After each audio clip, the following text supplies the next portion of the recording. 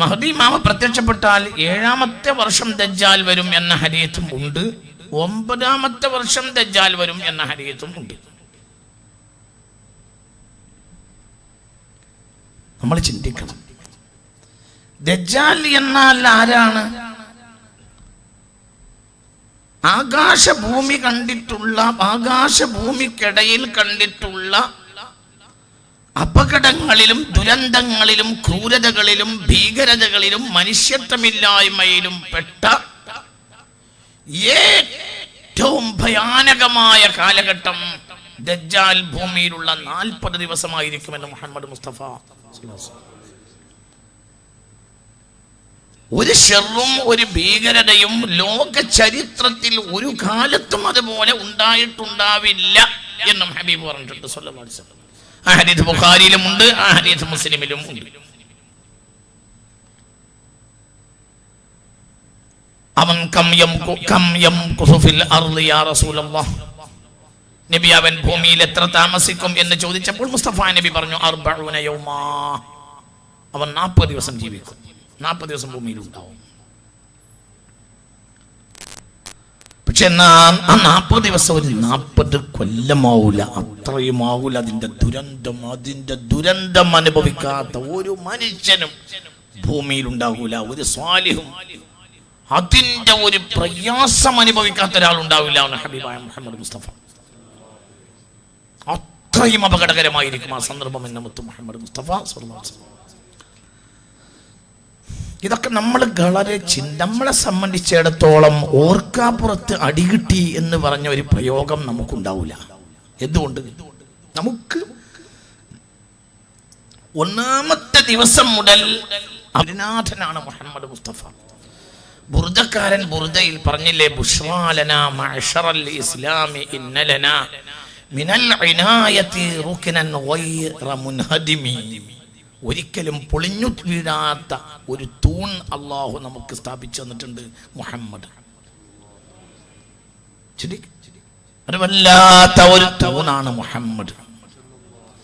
നമ്മൾ മുസ്ലിമീങ്ങൾക്ക് എത്രയും സന്തോഷിക്കാവുന്ന ഒരാളാണ് മുഹമ്മദ് മുസ്തഫ സ്വല്ലല്ലാഹു അലൈഹി വസല്ലം. വല്ലാത്തൊരു തൂണാണത്, വീഴൂല. മിനൽ ഇനായതി റുക്നൻ ഗൈറ മുൻഹദിമി, വല്ലാത്തൊരു തൂണാണ് മുഹമ്മദ് മുസ്തഫ. അത് വല്ലാത്ത ഒരു ഗുരുനാഥനാണ് മുഹമ്മദ് മുസ്തഫ സ്വല്ലല്ലാഹു അലൈഹി വസല്ലം. അവിടത്തേക്ക് വസീലത്തും ഫളീലത്തും അല്ലാഹു നൽകട്ടെ, അവിടത്തേക്ക് മഖാമും മഹ്മൂദ് അല്ലാഹു നൽകട്ടെ, അവിടുത്തെ ഖിയാർ ഉമ്മത്തിൽ അല്ലാഹു ലൗഹിൽ നമ്മളെ പേരും എഴുതി വെക്കട്ടെ. അവിടുത്തെ ഉമ്മത്തിൽ ശ്രേഷ്ഠരായ ഉമ്മത്തിന്റെ കൂട്ടത്തിൽ ഈ പാപികളായ നമ്മളെ അവന്റെ ഫളില് കൊണ്ട് നമ്മളെ മാപ്പാക്കി നമ്മളെ പേര് മാറിക്കാടിൽ അല്ലാഹു എഴുതി തരട്ടെ. അല്ലാഹു നമുക്ക് തൗഫീഖ് നൽകട്ടെ. അപ്പോൾ നിങ്ങൾ വളരെ ഗൗരവമായി നിങ്ങൾ വളരെ ചിന്തിക്കേണ്ടെന്ന ജനങ്ങളെ, അശ്രദ്ധരായി ഇനിയുള്ള കാലഘട്ടത്തിൽ കഴിയരുത്. ഇത് വളരെ ഭയാനകമായൊരു കാലഘട്ടമാണ്. ഇതൊരു ഭയാനകമായ സമയമാണ്, സന്ദർഭമാണ്, വളരെ ഭയാനകമാണ്. ഇങ്ങനെയൊക്കെ അടയാളം കണ്ടിട്ടും എന്തിനാണ് നീ ഗാഫിലാവുക എന്നത് അവസാനത്തെ അടയാളമാണ്. അവസാനം ദജ്ജാല് വരാനാകുമ്പോഴാണ് ക്രൂരത അധികരിക്കുക. എന്തൊരു ക്രൂരതയാണ് മനുഷ്യനെന്ന് ചെയ്തുകൊണ്ടിരിക്കുന്നത്. ഇല്ല, അങ്ങനെയുണ്ടോ ഒരു മനുഷ്യൻ? അല്ല, അങ്ങനെ ഒരു കാലമുണ്ടോ മനുഷ്യർക്ക്? ഒരു കുഞ്ഞുമോനെ കരയുന്നത്, ഒരു വഴിയിൽ വെച്ച് കരഞ്ഞത് കണ്ടാൽ പോലും ഒരു മുസ്ലിം എന്നോ അമുസ്ലിം എന്നോ അവിടെ വ്യത്യാസമില്ലല്ലോ. മനുഷ്യർക്ക് അവിടെ കടന്നു പോകാൻ കഴിയില്ല. മനുഷ്യന് മനുഷ്യത്വം എന്ന സംഗതിയില്ലേ? ഒരു കുഞ്ഞുമോൻ, ആരുടെ കുഞ്ഞുമോനായാലും ഒരു കുഞ്ഞുമോന് കരഞ്ഞുകൊണ്ട് നോക്കി കണ്ടിട്ട് നമുക്കത് പോകാൻ കഴിയും. ഒരു കുട്ടിയല്ലേ? എന്ത് പറ്റിപ്പോയി മനുഷ്യന്മാരെ? ഉമ്മയുടെ അടുത്ത് കിടന്നുറങ്ങുന്ന കുട്ടിയെ വരെ തട്ടിക്കൊണ്ടുപോകുന്നു എന്നാ പറയുന്നത്.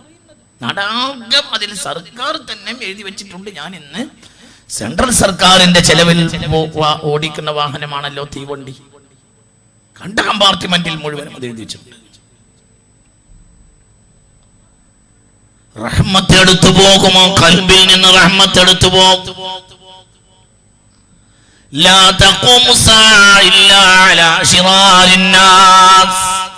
ഏറ്റവും മോശപ്പെട്ടവരുടെ മേലല്ലാതെ അന്ത്യനാട് സംഭവിക്കുകയില്ലെന്ന് മുഹമ്മദ് മുസ്തഫ. കരുണയുണ്ടാവൂല മനുഷ്യന്റെ മനസ്സിൽ, കരുണയേ ഉണ്ടാവൂല. വളരെ ചിന്തിക്കണം, ജനങ്ങളെ ചിന്തിക്കണം. കച്ചവടം ചെയ്തോളൂ, പക്ഷെ നിങ്ങൾ ഇനി കച്ചവടത്തിലാകരുത് ശ്രദ്ധ. കച്ചവടം ചെയ്തോളൂ, കച്ചവടം ചെയ്യണമല്ലോ, അല്ലാതെ ജീവിക്കണ്ടേ. അള്ളാഹു നമുക്ക് തൗഫീഖ് തരട്ടെ.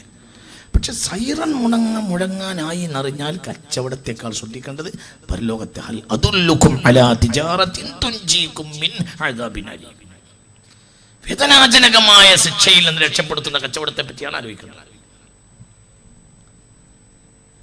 ഇനി കള്ളത്തരം കാണിക്കരുത്, ഇനി മൻസബിന് വേണ്ടി ഓടരുത്, ദുനിയാവിന്റെ സ്ഥാനമാനത്തിന് വേണ്ടി ഇനി ഓടരുത് മനുഷ്യ. സമയം കഴിഞ്ഞു. ദുനിയാവിന്റെ സ്ഥാനമാനങ്ങൾക്ക് വേണ്ടി ഓടിയാൽ അവന്റെ ഖൽബിന്റെ ഉള്ളിൽ നിഫാഖ് വരും, കപടത വരും. മുസ്ലിമീങ്ങൾ രണ്ട് പാർട്ടിയായി മാറുമെന്ന് മുഹമ്മദ് മുസ്തഫ. ആ സമയവും വന്നു കഴിഞ്ഞു. ഫുസ്താതു ഈമാനിൻ വഫുസ്താതു നിഫാഖ്. രണ്ട് തരം പാർട്ടിയായി മുസ്ലിമീങ്ങൾ മാറും. ഒന്ന് ഈ മുഅ്മിനീങ്ങൾ, ഒന്ന് മുനാഫിഖീങ്ങൾ. രണ്ട് മുസ്ലിമീങ്ങളാണ് പ്രത്യക്ഷത്തിൽ. വയഖല്ലുൽ മുഅ്മിനു, മുഅ്മിൻ ചുരുങ്ങിപ്പോവും. ഫയഖ്തഫി, അവൻ ഒളിച്ചു നടക്കേണ്ടി വരും. കമാ യഖ്തഫിൽ മുനാഫിഖു ബിൽ മദീന, മദീനയിലെ മുനാഫിഖ് ഒളിച്ചു നടക്കുന്നത് പോലെ അന്ത്യകാലഘട്ടത്തിലെ മുഅ്മിൻ ഒളിച്ചു നടക്കേണ്ടി വരുമെന്ന് മുഹമ്മദ് മുസ്തഫ. അംഗീകാരം മുഴുവനും മുനാഫിഖിനായിരിക്കും, സ്ഥാനം മുഴുവനും മുനാഫിഖിനായിരിക്കും, കസേര മുഴുവനും മുനാഫിഖിനായിരിക്കും. പലപ്പോഴും അള്ളാഹു നമ്മളെ കാത്തുരക്ഷിക്കട്ടെ. മനസ്സ് തുറന്നാമീൻ പറ, അള്ളാഹു നമ്മളെ കാത്തുരക്ഷിക്കട്ടെ. വളരെ ചിന്തിക്കണം, വളരെ ചിന്തിക്കണം. അങ്ങാടി അടുക്കുന്ന കാര്യമൊക്കെ ഇവിടെ തങ്ങൾ സൂചിപ്പിച്ചു. അതൊക്കെ ശരിയാണ്. അങ്ങനെയൊക്കെയുള്ള ഹദീസുകൾ ധാരാളം ഉണ്ടാകും. പറഞ്ഞതൊക്കെ വളരെ സത്യമാണ്, അത് അടയാളമാണ്. പക്ഷെ അങ്ങാടി അടുത്താലും അങ്ങാടി അകന്നാലും അത് മുഅ്മിനെ ബാധിക്കുന്ന കാര്യമല്ല. പക്ഷെ നിഫാഖ് മുഅ്മിനെ ബാധിക്കുന്ന കാര്യമാണ്, ശർറ മുഅ്മിനെ ബാധിക്കുന്ന കാര്യമാണ്. നിഫാഖ് മുഅ്മിനെ ബാധിക്കുന്ന കാര്യമാണ്. റഹ്മത്ത് ഖൽബിൽ നിന്ന് എടുത്തു പോവുക എന്നത് മനുഷ്യനെ ബാധിക്കുന്ന കാര്യമാണ്. കുട്ടി ആകാശം പടക്കുന്നതിന് മുമ്പ് അല്ലാഹു ലൗഹ് പടച്ചിട്ടുണ്ട്. ആകാശം ഒന്നും പടച്ചിട്ടില്ല, അതിന് മുമ്പ് അല്ലാഹു ലൗഹ് പടച്ചിട്ടുണ്ട്. ലൗഹിൽ എഴുതാൻ അല്ലാഹു പ്രകാശത്തിന്റെ കലവ പടച്ചിട്ടുണ്ട്. പ്രകാശമാണ് കലം, പ്രകാശമാണ് ലൗഹും പ്രകാശമാണ്. മിൻ യാഖൂതത്തിൻ ബൈളാ, ധവളശോഭിതമായ രത്നക്കല്ലുകൾ, മനോഹരമായ വെട്ടിത്തിളങ്ങുന്ന മനോഹരമായ വൈഢൂര്യ ശോഭയുള്ള കല്ല പ്രകാശമാണ് ആ മനോഹരമായ ലൗഹും കലമും എന്ന് മുഹമ്മദ് മുസ്തഫ. പ്രകാശത്തിന്റെ കലമിനെ അല്ലാഹു പ്രകാശത്തിന്റെ ലൗഹിൽ എഴുതാൻ നിയോഗിച്ചു. അപ്പോൾ കലം അല്ലാഹു നിയോഗിച്ചു. കലമേ, നീ പ്രകാശമാകുന്ന കലമേ, നീ എന്റെ പ്രകാശമാകുന്ന ലൗഹിൽ പോയി എഴുത് എന്ന് പറഞ്ഞു.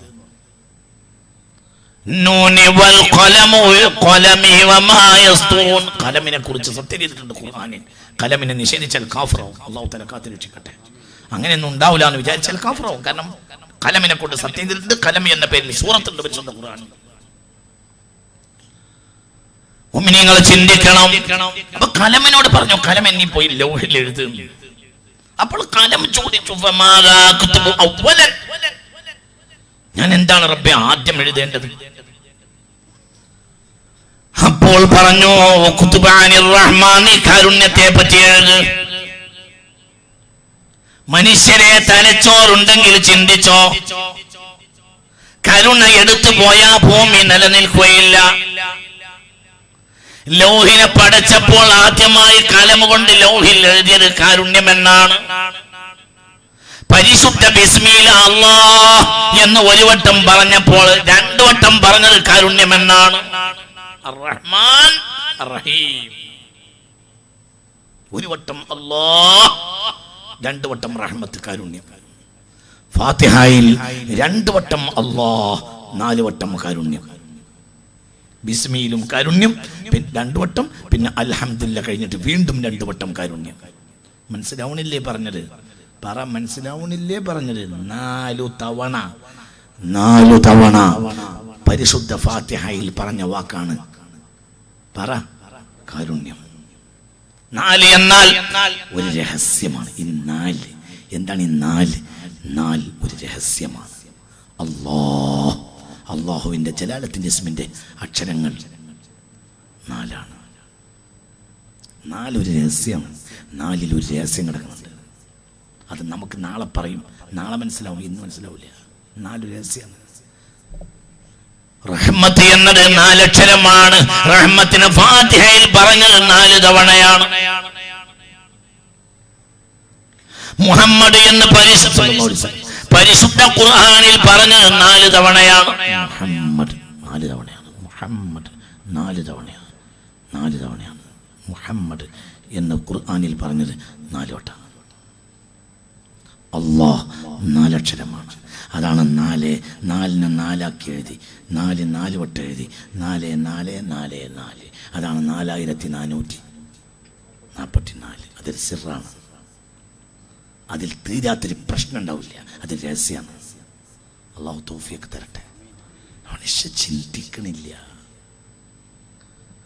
റഹ്മ എന്നത് 4 അക്ഷരമാണ്. അത് ഫാത്തിഹയിൽ ആവർത്തിച്ചത് 4 തവണയാണ്. 4ന്റെ അശറാത്താണ് 40 നുബുവത്തിന്റെ പ്രായമാണ്. ആദം ഭൂമിയിൽ ഇറങ്ങിയപ്പോൾ അലൈഹിസ്സലാം വയസ്സ് 40 ആണ്. ആദമിന് ഉണ്ടായ മക്കൾ 40 ആണ്. ചിന്തിക്ക്. മഹദി പ്രത്യക്ഷപ്പെടുമ്പോൾ വയസ്സ് 40 ആണ്. ദജ്ജാൽ ഭൂമിയിൽ ഇറങ്ങിയാൽ വിളയാടുന്ന ദിവസം 40 ആണ്. ഒരു ജുമുഅക്ക് കൂടണമെങ്കിൽ, ജുമുഅ സ്വഹീഹാകണമെങ്കിൽ, ഒരു നാട്ടിൽ നടപ്പിലാക്കണമെങ്കിൽ ആളുകളുടെ എണ്ണം 40 ആണ്. മുഅ്മിനീങ്ങൾ കൂടിയാൽ വിലായത്തിന്റെ അഹ്ലുകാരൻ ഉറപ്പായിരിക്കും 40 ഉണ്ടെങ്കിൽ. ഒരു മനുഷ്യനെ മറവ് ചെയ്താൽ ഖബറിൽ വീണ്ടും വീണ്ടും ചോദ്യം നടക്കാവുന്ന ദിവസം 40 ആണ്. 40 ഇതൊക്കെ വലിയ കണക്കാണ്. ആ 4ആണ് റഹ്മ എന്ന വാക്ക് ഫാത്തിഹയിൽ പറഞ്ഞത്. ഇത് ലോകത്തിന്റെ സിറാണ്. അതങ്ങോട്ട് എടുത്തു പോയാൽ ഭൂമി നിലനിൽക്കൂല. അള്ളാഹു നമ്മളെ കാത്തിരക്ഷിക്കട്ടെ. നിങ്ങളിത് നമ്മളെ ബാധിക്കുന്ന കാര്യമാണ്. നിങ്ങൾ ഉറങ്ങിയിട്ട് കേൾക്കരുത്. ഇത് ഭയാനകമായ വിഷയമാണ്. അള്ളാഹു നമ്മളെ കാത്തിരക്ഷിക്കട്ടെ. എനിക്ക് നിങ്ങളോട് ഞാൻ പറഞ്ഞില്ലേ, 2021 എന്നൊരു വർഷം ഭൂമിയിലുണ്ടാവുമെന്ന് വെച്ചാൽ എനിക്കറിയില്ല. അതെനിക്കറിയൂല. ഉണ്ടാവൂല എന്നും അറിയില്ല, ഉണ്ടാവുമെന്നും അറിയില്ല. എനിക്കതറിയില്ല. മുഅ്മിനീങ്ങളെ ചിന്തിക്കണം.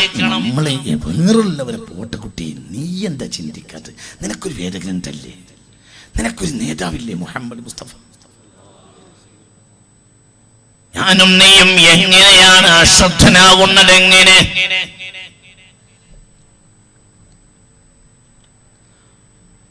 മുഅ്മിനെ ചിന്തിക്കണം. ഭയാനകമാണ്. ചിന്തിക്കണം. നിഫാഖ് അധികരിക്കുന്നതിന്റെ അടയാളങ്ങൾ എവിടെയും പ്രത്യക്ഷപ്പെടുകയാണ്. ചതി അധികരിക്കുകയാണ്. അമാനത്ത് എടുത്തു പോവുകയാണ്. വിശ്വസ്തൻ നാട്ടിലില്ലാതെയാവുകയാണ്. ഊഹാപോഹങ്ങൾ അധികരിക്കുകയാണ്. സത്യസന്ധമായ വാർത്ത ലഭിക്കാത്ത കാലഘട്ടം വന്നിരിക്കുകയാണ്. ചതിയന്മാരായ നേതാക്കൾ സമുദായത്തിൽ വിലസുന്ന കാലഘട്ടം അധികരിച്ചിരിക്കുകയാണ്. ഇതെല്ലാം അന്ത്യനാടിന്റെ അടയാളമാണ് എന്ന് മാത്രമല്ല, പല മനുഷ്യരെയും ബഹുമാനിക്കുന്നത് തന്നെ അവരെ കൊണ്ടുള്ള ഉപദ്രവം പേടിച്ചിട്ട് മാത്രമാണ്. ഇത് ഖിയാമത്ത് നാളിന്റെ അടയാളമാണ്. ഒരാളെ പേടിക്കുന്നത്, ഒരാളെ ബഹുമാനിക്കുന്നത് അയാളെ പേടിച്ചിട്ട് അവൻ എനിക്ക് ഉപദ്രവം ചെയ്യും എന്ന് പേടിച്ചിട്ട് അവനെ പിടിക്കും, അവനെ നാറ്റും, അവനെ മുത്തും. എന്തിന്? പേടിച്ചിട്ട് അവനെ ഉപദ്രവിക്കും. മുത്തനബി മുഹമ്മദ് മുസ്തഫ. പിന്നെന്താ മുത്തനബി പറഞ്ഞത്?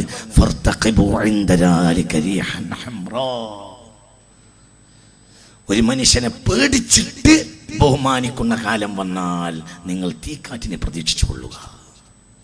പെട്ടെന്ന് തീക്കാറ്റ് വരും എന്ന് മുഹമ്മദ് മുസ്തഫ. ചിന്തിക്ക. ഞാൻ ഹൗത്തയിൽ ആക്രമം വരുമെന്ന് വിചാരിച്ചിട്ടില്ല. എന്തുകൊണ്ടെന്ന് പറഞ്ഞാൽ ഹൗത്തയെ റസൂലുള്ളാഹി എന്തോ ഒരു മനോഹരമായ വർണ്ണിച്ചത്. ഷാമിൽ ഒരു നാടുണ്ട്, ഹൗത്ത എന്നൊരു നാടുണ്ട്. ഇന്നത്തെ പത്രത്തിലുണ്ടല്ലോ ഹൗത്തയെ പറ്റി.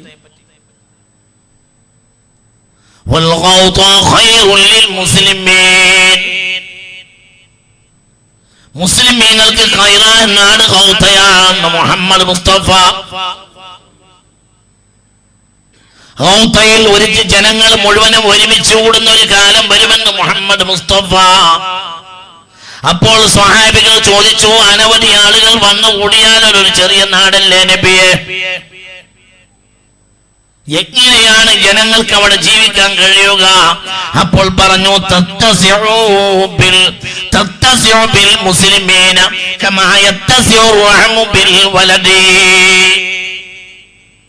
ഒരു ബീജത്തിന്റെ തുള്ളി പെണ്ണിന്റെ വയറ്റിൽ വെച്ചു. പിന്നെ ഭ്രൂണം വളരുന്നതിനനുസരിച്ച് വയറ് ഇങ്ങനെ വളർന്നു കൊടുക്കുന്നത് നിങ്ങൾ കണ്ടിട്ടില്ലേ എന്നതുപോലെ ആളുകൾ ചെന്നു കൂടുന്നതിനനുസരിച്ച് ഹൗത്ത എന്ന നാട് വികസിക്കുമെന്ന് മുഹമ്മദ് മുസ്തഫ. സുബ്ഹാനല്ലാഹ്, അങ്ങനത്തെ ഒരു കാലം വരുമെന്ന് മുഹമ്മദ് മുസ്തഫ. അതൊക്കെ അടുത്ത് വരും. സുബ്ഹാനല്ലാഹ്, ആ വരിയൊക്കെ എൻ്റെ കണ്ണിൽ ഞാൻ കാണുന്നുണ്ട്.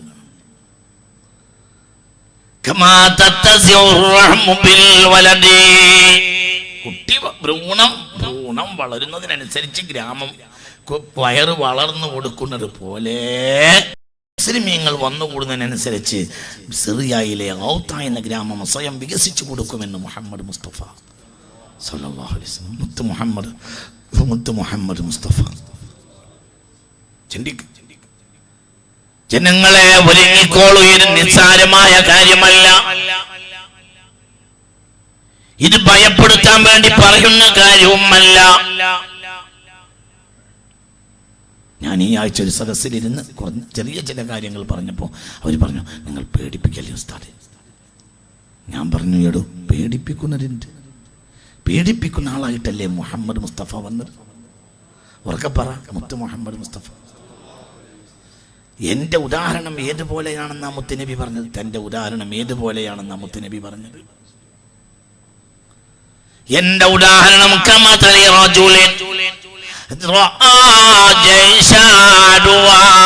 ശത്രുക്കളുടെ ഒരു പടം മരുഭൂമിയിൽ യാത്ര ചെയ്യുന്ന ഒരാൾ കണ്ടു.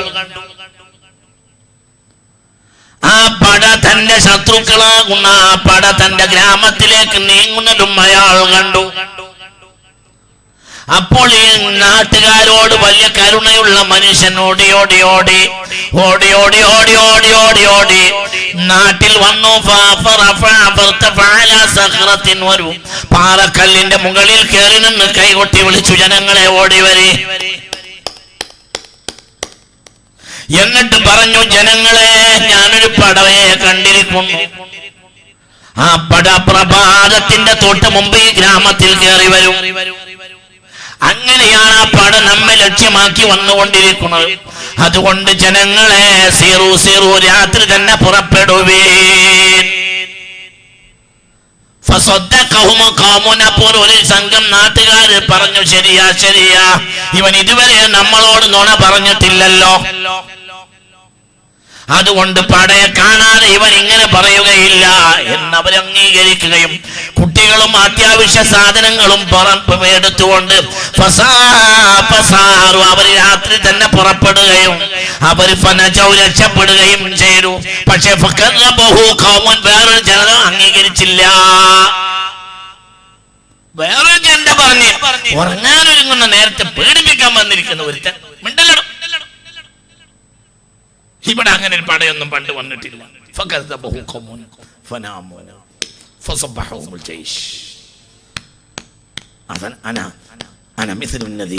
ആ പ്രബോധകനെ പോലെ, ആ മുന്നറിയിപ്പുകാരനെ പോലെയാണ് ഞാനെന്ന് മുഹമ്മദ് മുസ്തഫ.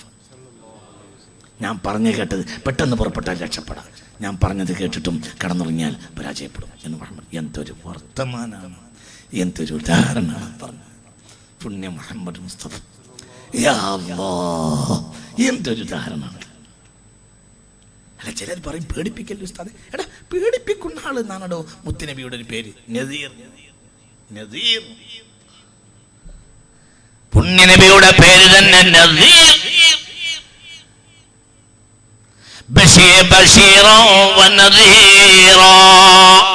ഞാൻ പേടിപ്പിക്കാൻ വേണ്ടി വന്ന ആളെന്ന് മുഹമ്മദ് മുസ്തഫ.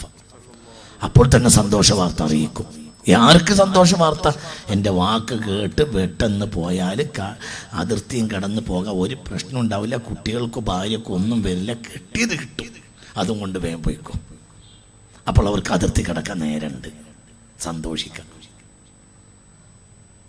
എന്റെ വാക്ക് കേട്ടിട്ടും ആരെങ്കിലും കിടന്നുറങ്ങിയാലോ, ആരെങ്കിലും എന്റെ വാക്കിനെ കളവാക്കിയാലോ അവന്റെ മേൽ ശത്രു പ്രഭാതത്തിന് മുൻപ് എത്തിച്ചേരുകയും അവന്റെ ഭാര്യ മേലും മക്കളുടെ മേലും തോന്നിയാസം ചെയ്യുകയും അവന്റെ തലയെ ഛേദിക്കുകയും ധനം പിടിച്ചെടുക്കുകയും അവന്റെ ഭാര്യ മക്കളെ ബന്ദിയാക്കുകയും ചെയ്യുമെന്ന് പുണ്യ മുഹമ്മദ് മുസ്തഫ, മുത്തു മുഹമ്മദ് മുസ്തഫ. സത്യല്ലേ?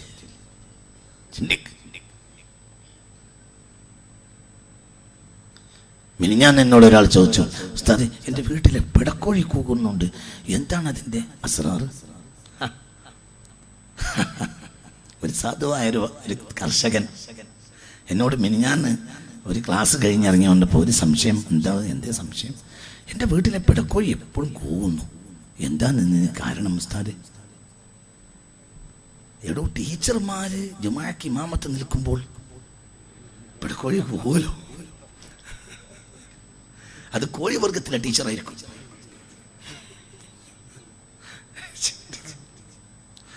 എന്തൊരു കാലം! കോഴികളുടെ കൂട്ടത്തിലുണ്ടാവുമല്ലോ ഒരു ടീച്ചർ.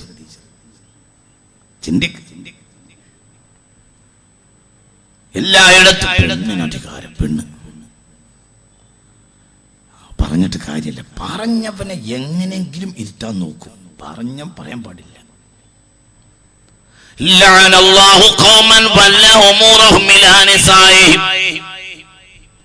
പെണ്ണിനെ മുണ്ടിച്ചു വെച്ച ജനത്തെ അള്ളാഹു ശപിക്കുമെന്ന് മുഹമ്മദ് മുസ്തഫ. എവിടെയുണ്ട് മുസ്ലിയാരെ ഈ ഹദീസ് ബുഖാരിയിൽ ഉണ്ടടാ, ഈ ഹദീസ് മുസ്ലിമിൽ ഉണ്ടടാ, സ്വഹീഹുൽ ബുഖാരിയിൽ കിതാബുൽ ഫിതൻ എടുത്തു നോക്ക്. ഇന്ന് മുസ്ലിം സമുദായത്തിന്റെ ചില സ്റ്റേജുകളിൽ പോലും ഇതാ പെണ്ണുങ്ങൾ പ്രസംഗിക്കുന്നു. വലിയ വലിയ പോത്തിനെ പോലെ തലയും മുലയുമുള്ള പെണ്ണുങ്ങൾ പ്രസംഗിക്കുക. നാട്ടിലെ നേതാക്കന്മാർ ഉമറാക്കൾ ബാക്കിൽ അവളെ മൂട്ടിന്റെ ദുബറിന്റെ ബാക്കിൽ ഇരിക്കുക. എടാ, ഇതിനെന്ത് ദീനി എന്നാ പറയുക? മിണ്ടിയ നിങ്ങൾ തലവെട്ടുമെങ്കിൽ തലവെട്ടുന്ന പേടി റഹ്മത്തുള്ളാഹിക്കില്ല. വെട്ടണ തല ആരുടെ പേടിക്കുന്ന തലയും കൊണ്ട് നടക്കും? പുണ്യ മുഹമ്മദ് മുസ്തഫ നിന്നെ പറ്റിയല്ലേടാ പറഞ്ഞത്. അപ്പൊ പറയും മറ്റു പലരിലും അങ്ങനെ ഉണ്ടല്ലോ, നമ്മൾ ചെയ്തിട്ടില്ലെങ്കിൽ ബാക്കിൽ പോവില്ലേ? മറ്റു പലരിലും വ്യഭിചാരം ആരാധനയായി നടത്തിയ സമുദായമില്ലേ? നയ്യം തുടങ്ങിക്കോ. ആരാധനാലയങ്ങളിൽ വ്യഭിചാരം നേർച്ചയാക്കിയ സമുദായം ഇവിടെ ഉണ്ടല്ലോ, തുടങ്ങിക്കോ നയ്യ്.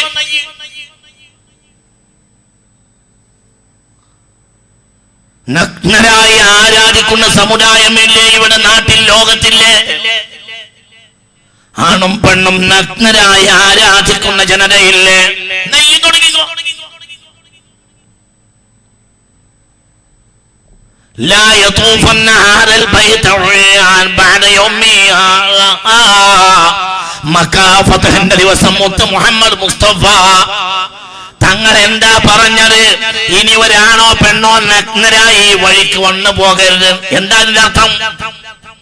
ശിർക്കിന്റെ കാലഘട്ടത്തിൽ നഗ്നരായി തവാഫ് ചെയ്യുന്ന ആണുങ്ങളും ഉണ്ടായിരുന്നു, പെണ്ണുങ്ങളും ഉണ്ടായിരുന്നു.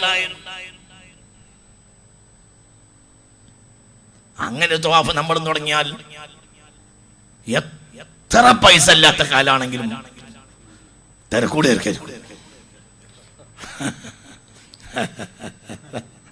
അല്ല, നീ താക്കാത്താണ്, പൈസ ഇല്ല, നോട്ടൊക്കെ പ്രധാനമന്ത്രി പിൻവലിച്ചു എന്നൊന്നും ആർക്കും പ്രശ്നം ഉണ്ടാവില്ല. ആർക്കും ഇവിടുന്ന് അവിടെ നിന്ന് പോരാൻ തോന്നൂല. അള്ളാഹു നമ്മളെ കാത്തുരക്ഷിക്കട്ടെ. അല്ല, എന്താ ഈ പറയുന്നത്? വലിയ വലിയ പോത്ത് പോലത്തെ പെണ്ണുങ്ങളും മുസ്ലിം വേദികളിൽ പ്രത്യക്ഷപ്പെട്ട് പ്രസംഗിക്കുക, ബാക്കിൽ പോത്ത് പോലെ ആണുകൾ ഇരിക്കുക, എന്നിട്ട് അവരെ നമ്മൾ മുസ്ലിം നേതൃത്വം എന്ന് വാഴ്ത്തുക. ഇതിന്റെ മാന എന്താ? മുത്തുനബി പറയുക, ലഅനല്ലാഹു ഖൗമൻ, ആ ജനതയെ അല്ലാഹു ശപിച്ചിട്ടുണ്ടെന്ന് മുത്ത് മുഹമ്മദ് മുസ്തഫ. ഹബീബല്ലേ ഇവിടെ പറയേണ്ടത്? ഇവിടെ ഒരാൾക്കും വഹിയില്ല. വഹി ഇറങ്ങിയത് അവസാനത്തെ ആൾ മുഹമ്മദ് മുസ്തഫയാണ്. ആ ആള് പറഞ്ഞ നിയമമാണ് നിയമം. ആ നിയമം മാറ്റാൻ ഇവിടെ ഒരാൾക്ക് അധികാരമില്ല. അല്ലാഹു നമ്മളെ കാത്തുരക്ഷിക്കട്ടെ. മുഅ്മിനെ ചിന്തിക്കണം. MES എന്നൊരു സംഘടനയുണ്ട്, മുസ്ലിം എഡ്യൂക്കേഷൻ സൊസൈറ്റി എന്ന പേരിൽ. ഈ സംഘടന 40-40 കൊല്ലങ്ങൾക്ക് മുമ്പ് ഉണ്ടാക്കിയ സംഘടനയാണ്. ആ സംഘടനയുമായി കേരളത്തിലെ പല സയ്യിദന്മാർക്കും ഉമറാക്കൾക്കും ബന്ധമുണ്ടായിരുന്നു. പക്ഷേ കോഴിക്കോട്ടെ കുറ്റിച്ചിറയിൽ ഒരു MESന്റെ പൊതുവേദിയിൽ ഒരു പെണ്ണ് പ്രസംഗിച്ചപ്പോൾ ഈ ഉമ്മത്ത് കണ്ട ഏറ്റവും മഹാനായ ഖായിദുൽ ഖൗം ബാഫഖ് തങ്ങൾ പറഞ്ഞു, ഇനി ആ സംഘടനയുമായി നമുക്ക് ബന്ധമില്ല.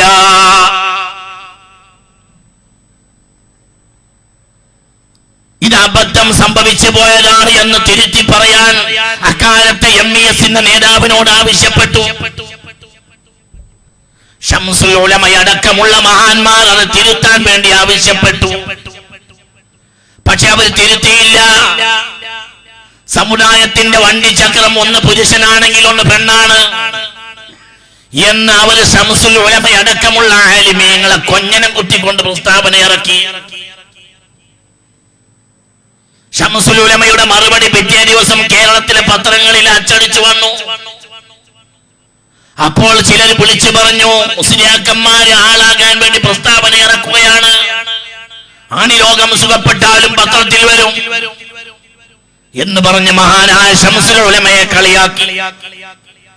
പക്ഷേ മഹാനായ സയ്യിദ് അബ്ദുറഹ്മാൻ ബാഫഖ് തങ്ങൾ പറഞ്ഞു, ഇനി MESുമായി ബന്ധമില്ല. 40 കൊല്ലം മുമ്പ് ഏതൊരു കാരണത്താലാണോ MESനെ വർജിച്ചത്, ഇന്ന് ആ കാര്യം പൊതുവേദികളിൽ പരസ്യമായി നടന്നുകൊണ്ടിരിക്കുന്നു. ഇതൊക്കെ വളരെ ഹക്കാണ്. അല്ലാഹു നമ്മളെ കാത്തുരക്ഷിക്കട്ടെ. അതിന് 40 കൊല്ലത്തിനിടയിൽ ഒരു പുതിയ നിയമം റസൂൽ ഇറക്കി തന്നിട്ടില്ല. മുത്ത് മുഹമ്മദ് മുസ്തഫ റസൂൽ ഒന്നും കൂടി വന്നിട്ടുണ്ടെങ്കിൽ തിരക്കടില്ല നമുക്ക് പറയായിരുന്നു. അന്നത്തെ നിയമമല്ല അന്നത്തെ നിയമം. ന്യൂ ടെസ്റ്റ്മെന്റ്, ഓൾഡ് ടെസ്റ്റ്മെന്റ്, ഇങ്ങനെ പഴയ 2 വകുപ്പുണ്ട് ക്രിസ്ത്യാനികൾക്ക്. നമ്മൾ അങ്ങനെ 2 വകുപ്പില്ല, നമുക്ക് ഒറ്റ വകുപ്പേ ഉള്ളൂ. നമ്മൾ അൽ ഹനീഫിയത്തു ശരീഅത്തുൽ ഹനീഫിയത്തുൽ ബൈളാ, പ്രശോഭിതമായ അടിസ്ഥാന നിയമങ്ങളാണ് പരിശുദ്ധ ശരീഅത്തുൽ ഇസ്ലാം. ഇതൊക്കെ ആഖിർ സമാന്റെ അടയാളമാണെന്ന് ചിന്തിക്കണം. മുഅ്മിനെ ആർക്കെങ്കിലും വേണ്ടിയുള്ള കോലം കെട്ടലല്ല ദീൻ എന്ന് പറയുന്നത്. സമുദായം ഏത് കാലഘട്ടത്തിലും പുച്ഛിച്ചു തള്ളിയതാണ് ബിദ്അത്തിന്റെ പ്രസ്ഥാനങ്ങൾ. എന്താ ബിദ്അത്ത്? അത് മറ്റേ പാർട്ടി പറയും ഇത് ബിദ്അത്താണ്, നിങ്ങളെ പറ്റി അവർ പറയും ബിദ്അത്താണെന്നാണല്ലോ മുസ്ലിയാരെ. ബിദ്അത്തിന് ഞാനൊരു എളുപ്പ ഉദാഹരണം പറഞ്ഞു തരാം. ബിദ്അത്തിനെ തിരിച്ചറിയാനുള്ള ഒരു ഉദാഹരണം പറയാം. ആദ്യത്തെ ബിദ്അത്ത് ഖവാരിജാണ്. ഖവാരിജിന്റെ ഏറ്റവും വലിയ കാര്യം എന്താ? അവരുടെ ഏറ്റവും വലിയ വാദം എന്താ? ഖവാരിജ് ആദ്യത്തെ പ്രധാനപ്പെട്ട വാദം എന്താ? ഔലിയാക്കളില്ല, ആരിഫീങ്ങളില്ല, അങ്ങനെ പ്രത്യേക വിഭാഗത്തിന് യാതൊരു വിലയും ഇല്ല. ആര് ഔലിയാക്കൾ നിഷേധിച്ചു അവരാ ബിദ്അത്തിനെ വെച്ച്. അല്ലാഹു നമ്മളെ കാത്തുരക്ഷിക്കട്ടെ.